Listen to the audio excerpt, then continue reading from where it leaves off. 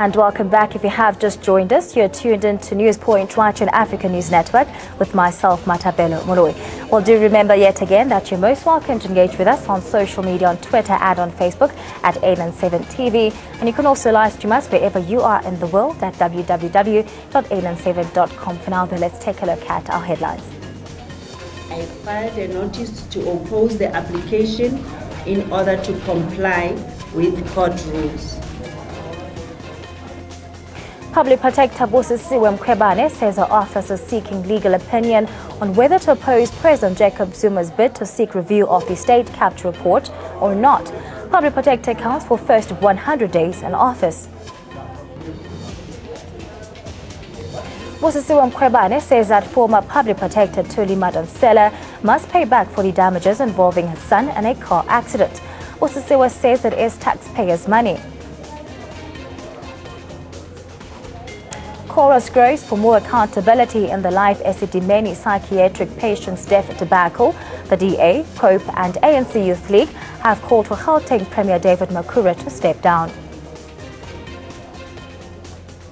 Acting Police Commissioner Khomotso Patlana briefs Parliamentary Committee on corruption allegations against him, says charges against him were investigated and he was cleared. The ANC Youth League continues its program to demand the money back from ABSA. Members occupy the branch in Bellito in KwaZulu-Natal.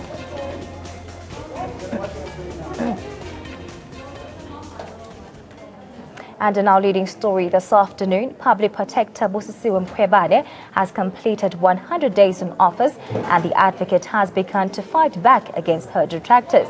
Slamming her detractors, specifically the Democratic Alliance and the Economic Freedom Fighters, for calling her spy, Mkhwebane says that she had given them time to retract but will take legal action now. The Democratic Alliance was the only party that opposed her nomination to take over from Thuli Madonsela.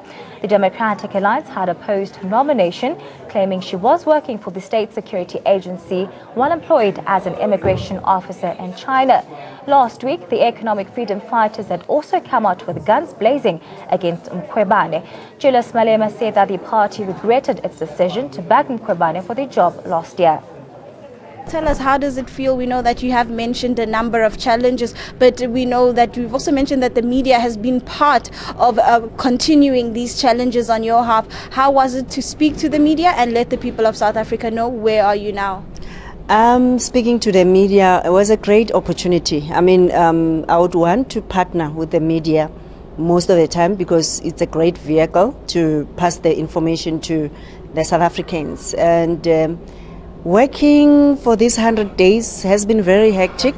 We tried our level best with the staff, very skilled and capable staff, which has been in the office, and we tried to make sure that we finalize as much cases as we can. But then the challenges which have been there in the media, it's so unfortunate that there will be aspersions which are raised about me being a Gupta puppet, being a president's protector. It's so unfortunate that people will be raising those things and not bringing any proof or evidence to that particular effect. What I would assure the South Africans is that I'm here to serve the South African, and without fear, without favor, and I'll be doing my job as they've given me that mandate for the next 7 years, so I won't disappoint them. And it's easy to judge. In fact, it's unfair to judge me on these 100 days and on allegations which have no proof. So you did make mention of the ABSA and the CX reports, but just in terms of ABSA, do you think that you have your integrity and your position to defend? Because we do know that with the ABSA, there has been some names such as Pravin Gordhan, Julius Malema, the Ruperts and so forth linked to that case. Yes, it will be a very rocky investigation, I must say. And it's so unfortunate that, I mean, the report, the draft has been leaked to the media, but I'm getting down to in fact, we will be going into the investigation to determine who leaked that particular report. And we have given the parties an opportunity to respond.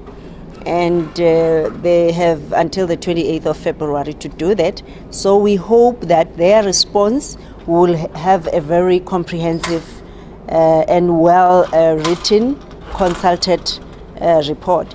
It's so unfortunate that the release report, some are saying the inaccuracies and some factual issues. We've given the parties an opportunity to clarify those factual issues.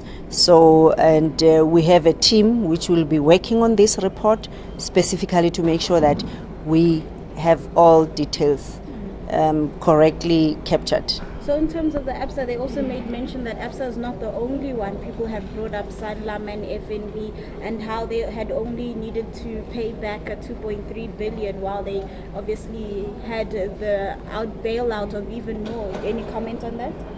I think let's leave that for the final report, because we've also indicated that some of the issues which we are investigating, remember they've happened more than 20 years ago, but then our investigation is only focusing on why the government of the day never implemented the CX report. It's also only on that particular aspect, but then we won't be getting deeper into checking other issues which falls beyond our jurisdiction.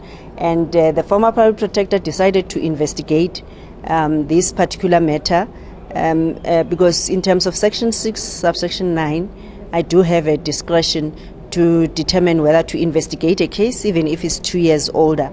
So in this instance, the former public protector exercised that discretion, which I support, and I will be continuing to investigate. So let's wait for the final report. So we also know that there was a second leg to the state of capture report that you are to continue. Can you just give us an update or what you can on that? We're still waiting for this process of a judicial review, and then we will determine from there how do we take the process forward. Remember, the second leg, it was going to be done by the judicial inquiry. So, and that the president has lodged an application to review that remedial action. So we will have to wait and see. And then in regards to the audio tape leaked, any update on that? The police are still investigating, still taking statements from various implicated parties, and various investigation is still going on. So that we'll wait for the police to finalize their investigation. You did make mention of the Chief of Staff resigning voluntarily, and also that you do not stand in the way of anybody who wishes to grow themselves and proceed in whichever way they want to. But we've also heard that they were escorted out by security. Can you just shed light on this? As I said earlier, the Chief of Staff was escorted by, not by my protectors. Was escorted out by our security. Because you remember, when a person leaves, they leave their access cards, so the security is responsible for that. And I must indicate that it was his suggestion that he will leave because we couldn't agree on certain issues. And I must indicate that there were threats which he made in some other emails which he never shared with the media. So the protectors were verifying those threats so that we can determine whether does it justify one to be concerned and open a criminal case or not. So he's taken us to CCMA. We'll answer at the CCMA as far as that is concerned. Thank you. Final question, are there any more probes that you are willing to look into that you can just give us a teaser about now? I think you can check your handout. We've got a lot of investigations, as I've indicated, the maladministration in the former President Nelson Mandela's funeral. There's a lot of other investigation, the panel vans, which are still out there, which we called on all taxi owners who still have those to come forward to approach our offices, because that investigation we are almost done. And it has serious repercussions on the lives of the South Africans as well. So we've got a number of investigations which we are busy with, and a lot of cases, service delivery cases affecting the ordinary South Africans, where there's undue delay, there's abuse of state funds, there's abuse of power. So, and my intention when I will be taking the roadshows to various provinces is to empower South Africans to say, you need to stand up and stand for your rights as South Africans, and replicate public protectors out there, so that people can stand for their rights and approach government departments to assist them. And let's take a look at what are the untruths that Busisiwe Mkhwebane has been fighting. No sooner than she took office, she was accused of getting TV news feed and offers changed from ENCA to Gupta-owned ANN7. In a rebuttal, Busisiwe says that her instruction to staff was not to just follow ENCA and ensure that ENCA, SABC and ANN7 were screened on different floors. Next, she was accused of changing and leaking the ABSA lifeboat report to the media. Mkhwebane hit back, saying that the report was not signed by Madansela and wasn't final, and she could not have signed it without reading it. Hitting back at the Democratic Alliance and Economic Freedom Fighters' allegation that she was a spy during her stint as an immigration officer in China, the public protector says that she is now considering legal action against them. Lastly, on the charge that she fired Madansela's Chief of Staff, Bonginkosi Dlamini, upon taking office, Mkhwebane has clarified that resigning was his idea and not hers, given that they could not agree on key issues.